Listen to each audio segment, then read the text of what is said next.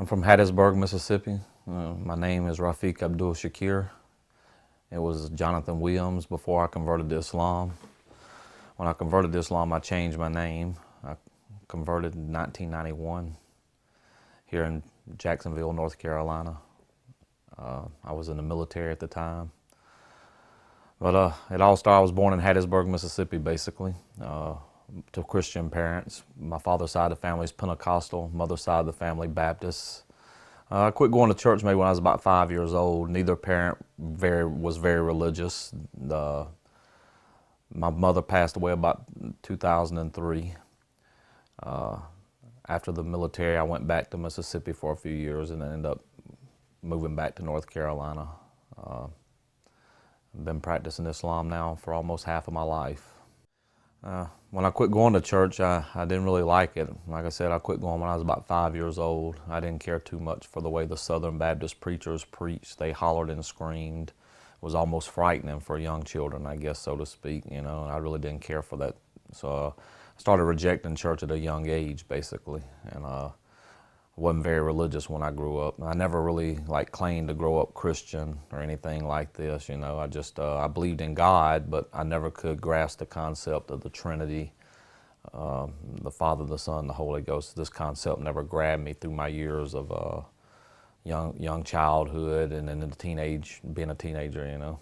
1988, after I graduated high school, and first couple years while I was in the military, partied real hard, a lot of alcohol and other things. I started wanting to change my life after being in the military a couple years, so I started trying to return to church and, you know, become Christian, start practicing the Christian religion.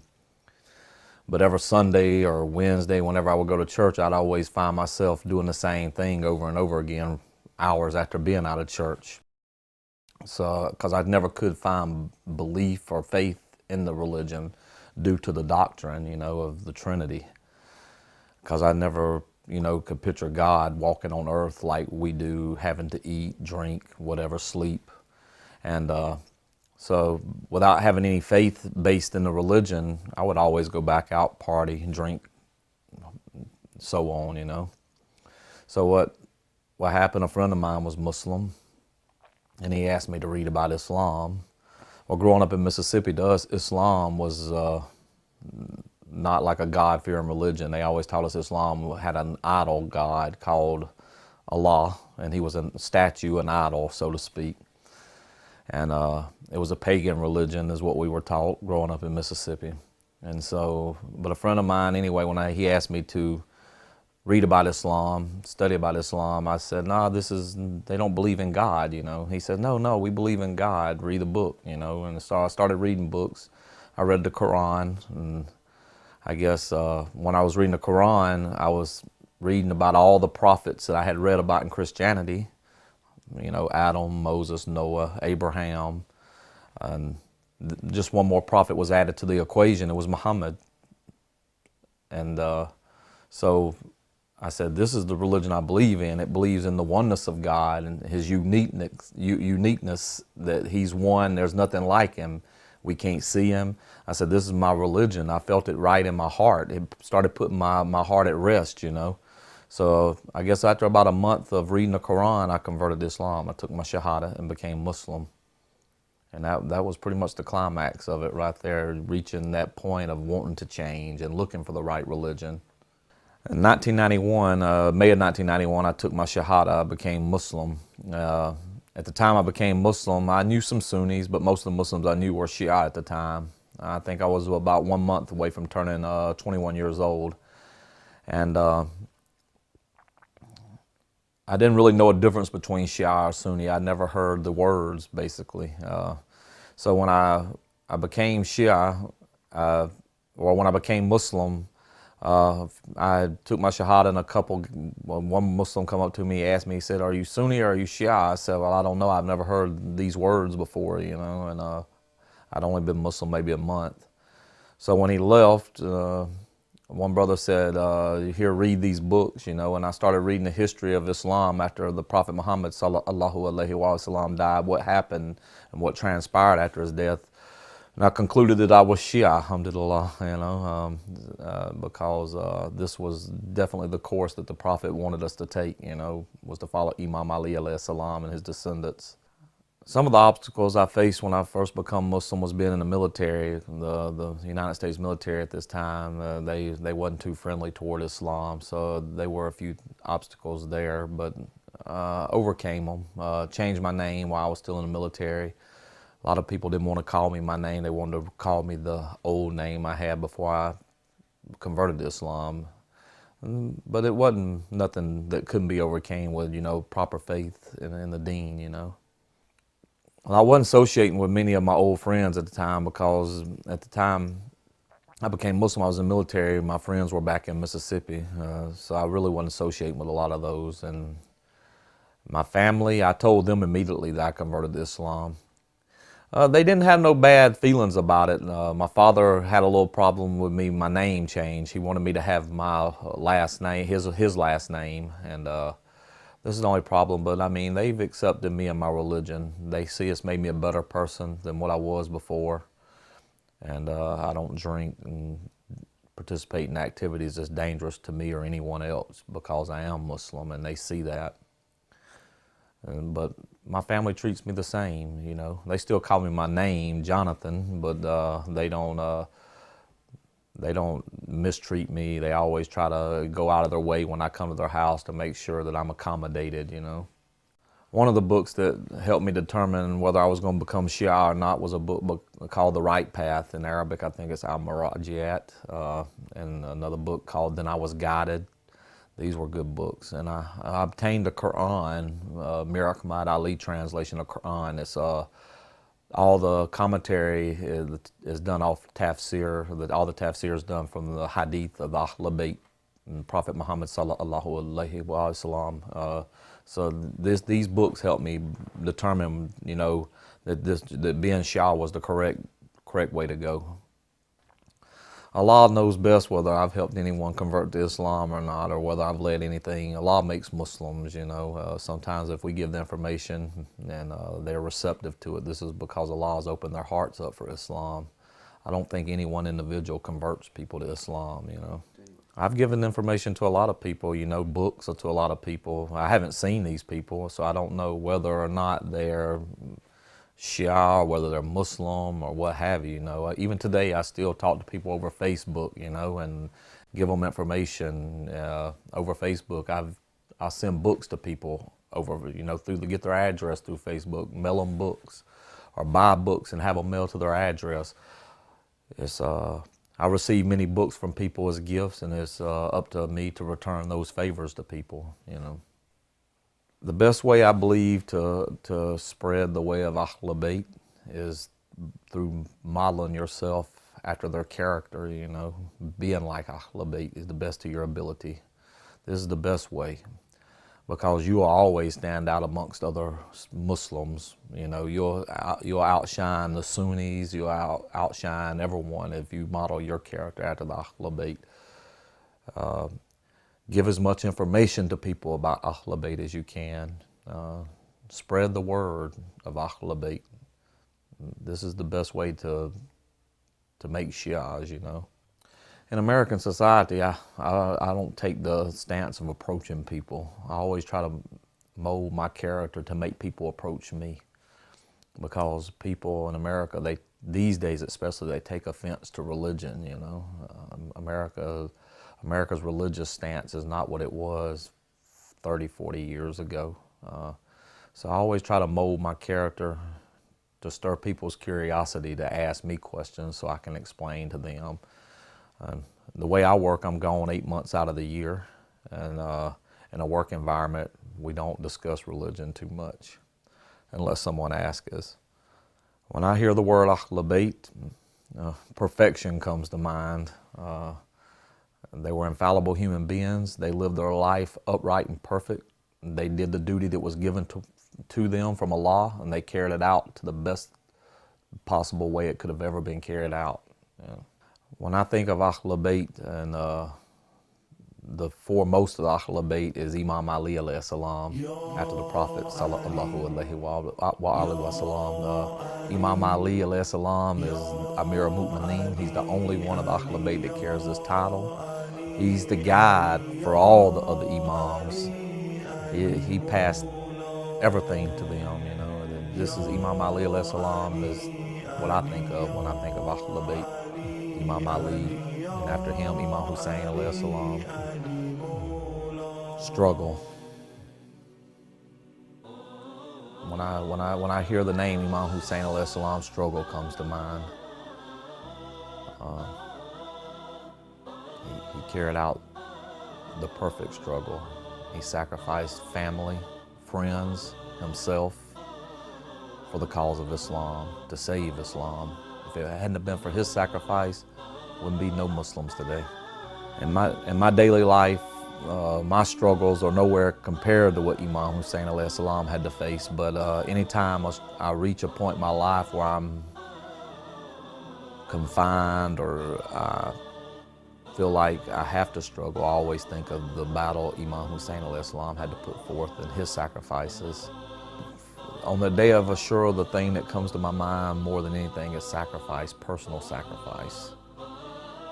The story that intrigues me most about Karbala is the story of Hur, the sacrifice he made, because he had everything in his hands financially. Every material wish he had in this world was at his exposure. I mean, he was the leader of an army. He was promised untold riches if he would have slaughtered Imam Hussein alayhi salam, and he gave all that away and joined the army of Imam Hussein alayhi salam. I feel like this is the choices we make every day out here, is the choices Hur made, you know, of giving up the material things of this world and joining the movement of Imam Hussein alayhi salam, you know. This is definitely my favorite part of Karbala. The story with Hur, and one of the reasons it's so beautiful, is once he had, through much calculation, he had decided he wanted to leave the army of Yazid and come to the army of Imam Hussein alayhi salam, was that when he went to Imam Hussein alayhi salam and apologized and asked for forgiveness from Imam Hussein alayhi salam, Imam Hussein alayhi salam's kindness said, "Please forgive me, Hur, because I cannot accommodate you properly." You know, this is how much kindness Imam Hussein alayhi salam had in his heart. Not only Imam Hussein, the whole Ahlul Bayt had this forgiveness in their heart. The man that had stopped them from having water for so many days, and they still forgave him, and they asked for his forgiveness for not being able to host him properly. You know, this is the most beautiful thing about Ahlul Bayt. There's one particular hadith that always comes to mind, you know, is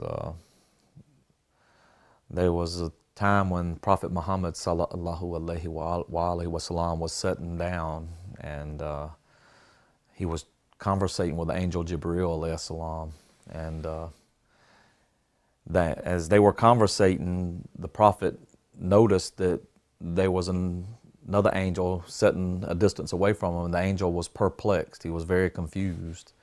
The whole time the conversation is going on, angels are continuously going back and forth from heaven to earth, back and forth. The Prophet noticed this angel's confused, and he asked Jibril alayhi salam, says, "Why is this angel here so perplexed?" Jibril alayhi salam tells the Prophet sallallahu alaihi wa sallam that this angel knows the number of everything. It knows the number of all the grains of sand on the earth, all the leaves of the trees. It knows the number of all the angels, everything. There's only one thing this angel does not know the number of, and that's when people are sending salawats up on you and your family, that he can't count the blessings that Allah bestows upon this group of people. And this is my favorite hadith. Allahumma salli ala Muhammad wa ali Muhammad.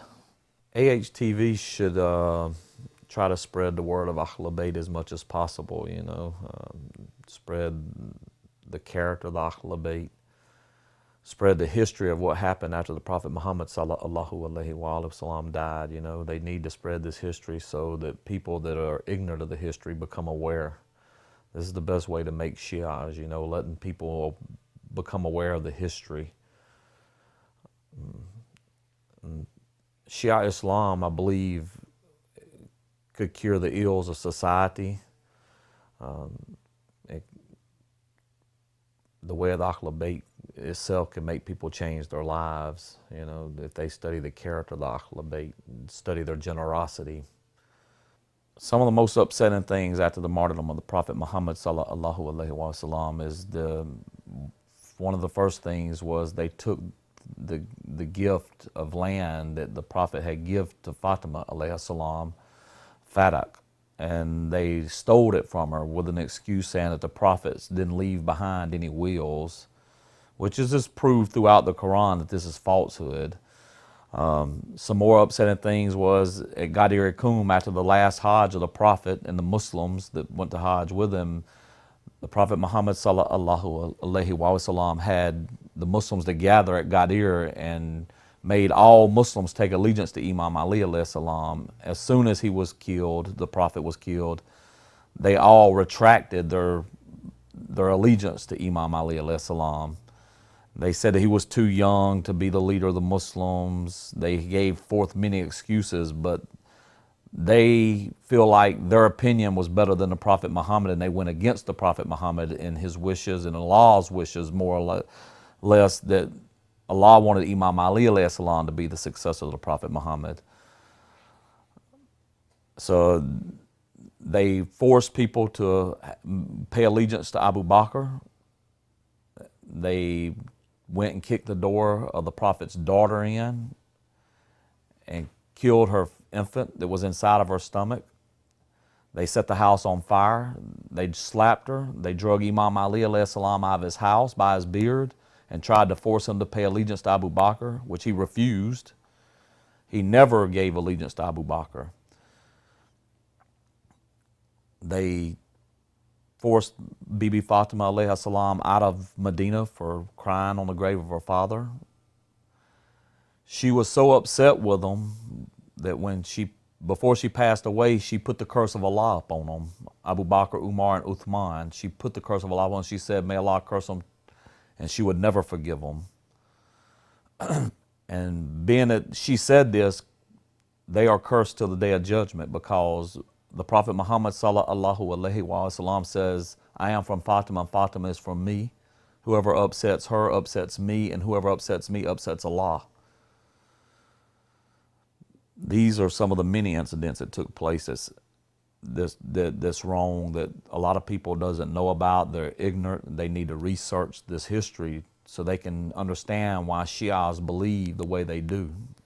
Imam Hussein alayhi salam, his values, the values that he has is the values of the Prophet Muhammad sallallahu alaihi wasallam, and the way they're kept alive is by the media of Imam Hussein alayhi salam. His actions during Muharram, the first 10 days of Muharram, this is the way that his values stay alive.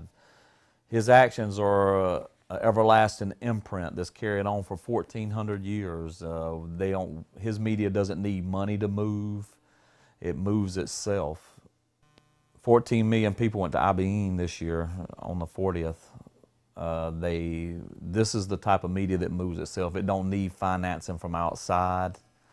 This is a movement that moves on its own, and it'll always move on its own till Imam Mahdi alayhi salam comes back. If it hadn't been for Zainab alayhi salam, Imam Hussein alayhi salam's sister, the history of what happened at Karbala in detail wouldn't have never come to light. She is the one that told the story to everyone. When they drug the remaining family of the Imam Hussein alayhi salam to Damascus, she's the one that presented the story of what happened in Karbala to the public. She carried the oppression, the stories of slaughter to the public people. The value of this story and the value of everything that happened in Karbala can be carried on through the media today, through TV. And we should donate as much money as possible to the television that spreads the word of Ahl Bayt, their history, their stories, their character. We should contribute to this cause as much as possible, because this is the way people gather information these days is from the TV, internet. People doesn't read the way they used to read. They get their information, whatever they see on TV. This is what they take into their heart. This is what they believe. So I think the media of television and spreading the way of Ahl Bayt this is the future. If I seen the Imam of my time, Imam Mahdi alayhi salam, if I seen him, and he appeared in front of me, I would ask him, what am I supposed to do to please Allah? Give me the guidance I need. Intercession on the Day of Judgment is something that will definitely take place, and the Imams will intercede for their Shia on the Day of Judgment. And if you're not a follower of these Imams and you were friends of their enemies, they will not intercede on your behalf for Allah to forgive you of your sins. Everyone especially should support an all-English TV channel that gives us knowledge of the Ahl Bayt. This is something we're very short of in America. English-speaking scholars should donate their time, if not finances, to this channel to educate people like myself, my wife, my children, people of the public. Muslims and non-Muslims alike could be educated by English-speaking TV channel. So I encourage people should always financially support it. And as I said, English-speaking scholars should support it with their time to give us knowledge of the Ahl Bayt.